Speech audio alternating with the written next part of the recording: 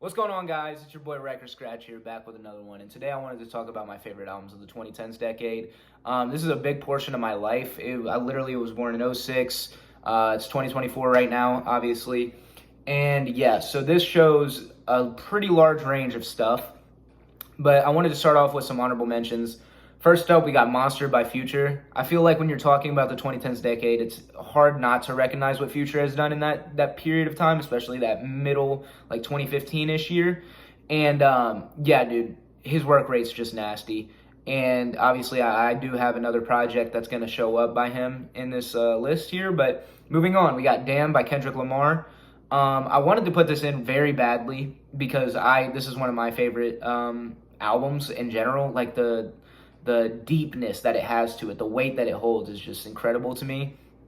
But I didn't. Again, you'll see why I didn't sooner than later.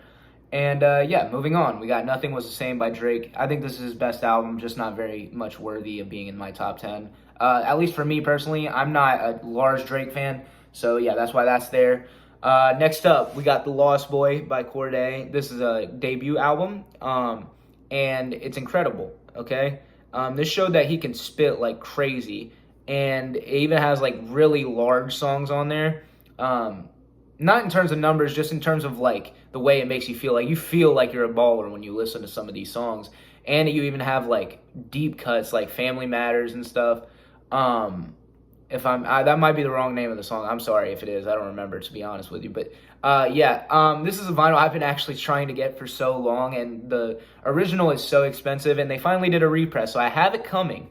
But moving on, we got At Long Last ASAP by ASAP Rocky. This was a great, like this I like more than Nothing Was the Same personally, but I didn't want to put it in the top 10 because there was just other spots that needed to be filled with better stuff. But moving on. At number 10, we have Long Live ASAP. I think this is his best project. I think he had this, like, hungerness to him. And not to say that he doesn't anymore, because obviously, like, bro, he's been putting out singles for Don't Be Dumb, and I do enjoy them.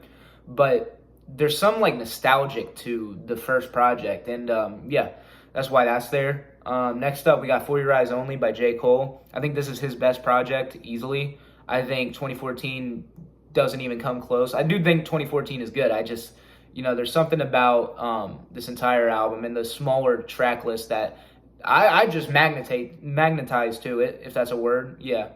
But yeah, love this album. This is one of my first vinyls. I remember just running it back. And yeah, it has literally probably his best song on there with For Your Eyes Only, the outro track. But moving on, we got Astro World by Travis Scott. Incredible album. It has little to no skips, but I do think there is better work by him. I think Rodeo has higher highs, and that's also on this list. We'll go ahead and put that in there. Yeah, Astro World and Rodeo. It's hard for me to choose between those two, but I felt they both needed to be recognized in the 2010s because obviously they're pretty good. Obviously, Astro World came out in 2018, but still worth mentioning. That is in the 2010s, so makes sense, right? Next up, we got Daytona by Pusha T. Pusha T is nasty, bro. Every project this fool releases is disgusting. Daytona, he went 7 for 7.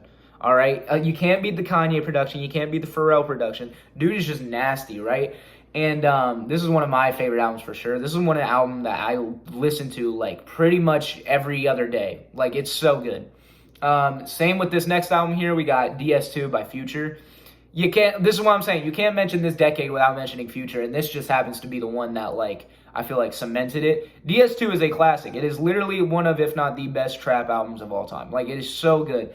And I listen to this album pretty much every day, as well as Daytona. But yeah, don't want to spend too much time on that. Next album, we got MBDTF by your boy Kanye. I have it in the background there. You can probably see it if you know what the actual album cover is, which obviously you probably do. Yeah, this is my favorite Kanye album. I only included one Kanye album here because, past this, there's, Life of Pablo, which is in my top 3. But I know that might be a hot take, but I don't know. Something about Life of Pablo I really enjoy, but I digress. We already talked about that. Next up, we got 2 more. We got T-Pab and GKMC. Obviously both Kendrick albums. This is why I didn't want to put Damn in there, because I felt like, how am I going to have Kendrick Lamar take up 3 spots? Even if they are 3 of my favorite albums of that decade, I just felt like GKMC is like my favorite album of all time. That is pretty much it. Not saying it's the best album of all time, and I do think it's better than TPAB, but TPAB is obviously incredible, and I felt that needed to be recognized more than Damn. So that's why that's there, and those are pretty much my top two. Yeah, Kendrick Lamar is just a wizard, dude. Like, I don't know what else to tell you. The dude can make any kind of music he can. Like, it's ridiculous the way his mind works, bro. But, yeah, that's it. I hope y'all have a good one. Let me know if y'all want me to do something like this again or not. I don't really care. I'll probably do it anyway. But, yeah, y'all have a good one.